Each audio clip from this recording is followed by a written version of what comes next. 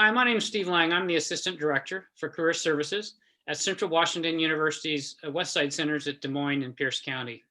My guest today is Erin Eaton, and she is a Yakima Basin Project Manager for Trout Unlimited and also a Central Washington alum. So welcome, Erin. Thank you. Hello. Yeah, so can you tell us a little bit about how you ended up at Central Washington and a little bit about your college experience, and then we'll go into finding out how you ended up ended up in your current career or current position.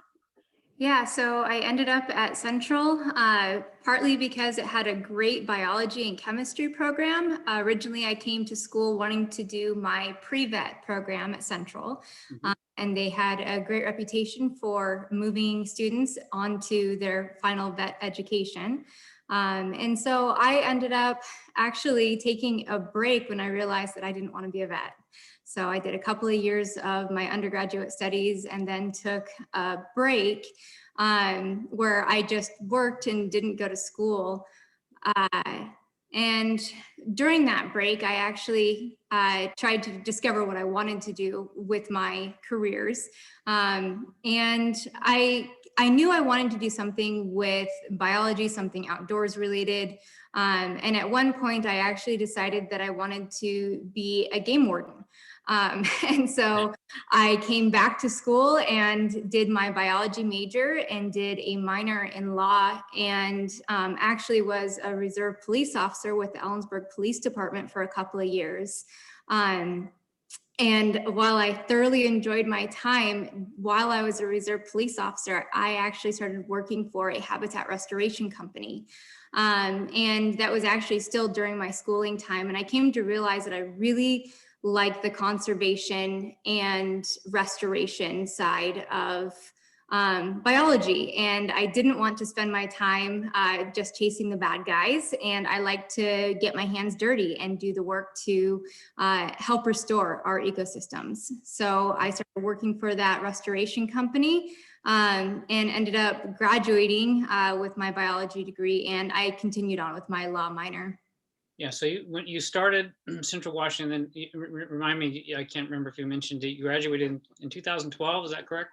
Correct, yes. Yeah, and then where did you go right after graduation? What were you doing? Did you continue working for that restoration company, or did you move on to something? I ended up buying the restoration company. Okay.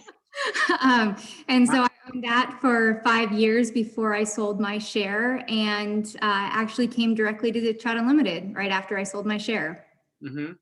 So it sounds like you had an interest all along in kind of the biological area, and you had some varied experiences. So what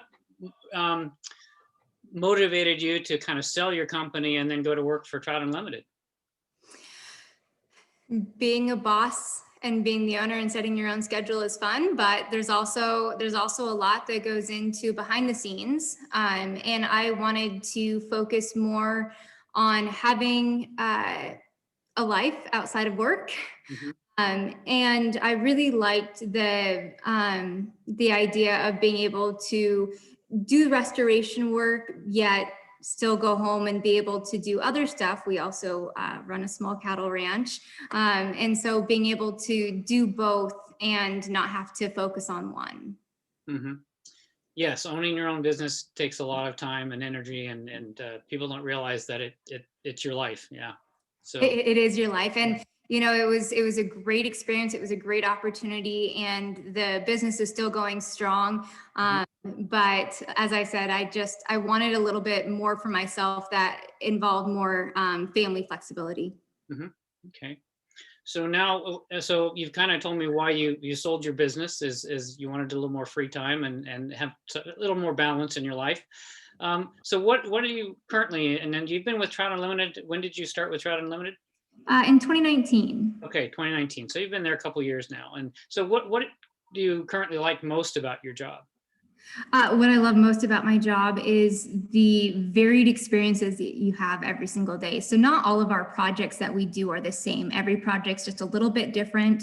And so I have something different every day. Every day isn't the same. And the overall work that we do in Trout Unlimited, we we're restoring and we're enhancing rivers, and yet we're also taking an agricultural standpoint and viewpoint in the work that we do. So it's really an integrated approach to being able to conserve water for both agricultural, fisheries, and other values.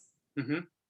So what do you think you like least about your current position? Oh, what I like least about it, I'm not sure. Well, maybe nothing, but most Actually, people always find I, something in their work that is the less enjoyable than the other parts. maybe being indoors more than I had originally anticipated. I spend more time on a computer than I used to, especially when I owned the business. There was most of my life was outdoors, and now I'm inside a lot more. So I really appreciate the days that I get to go out and work in the field. Mm-hmm. Well, how different is particularly the field work? How different is the field work that you were doing with your company with what you're doing now? Is there a lot of commonalities, similarities there? There's not really a lot of commonalities in what I do now versus what I used to do. What I used to do was large scale land restoration, mainly for state and federal entities. And so we did everything from the chemical applications to the ground disturbing activities to the seeding. We did everything start to finish. And now most of what I'm doing is like irrigation efficiency improvement projects, taking water projects that are surface water diversions to groundwater diversions, or helping to consolidate water diversions, stuff like that. So most of my stuff that I do outdoors is very different from what I did owning business. Mm-hmm. And my experience with Trout Unlimited is that we work with a lot of volunteers. So is that something else you do now more than you did when you had a company, I would guess? Yes. I work with a lot more volunteers than we did in the past. We do everything from planting projects to, we actually have a new program called the BAT Squad, which is the Barrier Assessment Team. Mm-hmm. Going through and helping the Washington Department of Fish and Wildlife update their barrier website so that we can evaluate those fish barriers and get them corrected. Mm-hmm. Okay. So what do you think are the most important skills you use daily in your job? I would say the most important skills that I use daily is actually something that you just learn by going to school, and that's time management, scheduling. There's, I guess you could say, 15 different balls in the air at any given moment, and trying to keep track of those. But also my biology background does come into handy, or come into use a fair amount within my job, both in the fisheries aspect and in some of our restoration projects, because we do also do some plantings as well in some of our restorations. So I would say that both of those come into use a fair amount every day in my job. Mm-hmm.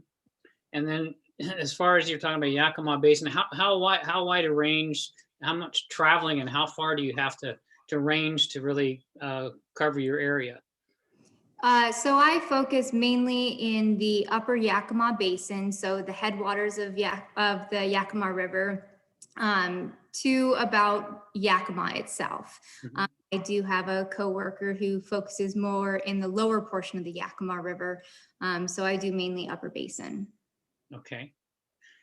And then if somebody was interested in going into this kind of work, a conservation work, especially for an organization like Trout Unlimited, what kind of recommendations would you have for someone that wants to pursue this, that wants to start out in this field?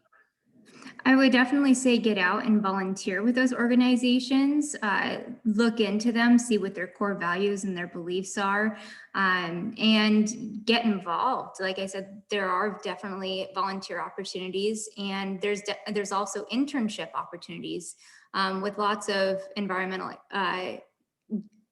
groups that you can go and work with. So yeah, get out there and join them. Get your hands dirty. Okay.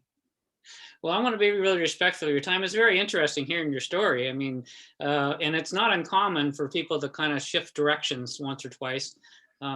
So is there any other advice that you might give young people who are kind of looking at what they want to do with their future and how to kind of figure that out?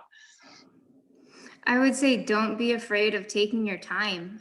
There's nothing wrong with taking a break from school while you figure out what you want to do, and then fully committing yourself when you do figure out your life plan and your life path. Sometimes I think it actually benefits us, especially with our age maturity and life experiences, to definitely figure out our path that we want to go in life. Mhm. Okay. Well, Erin, I really appreciate your time and sharing your insights. I have a question I'll ask is if students are interested in reaching out and maybe connecting with you, would that be something you would be willing to do?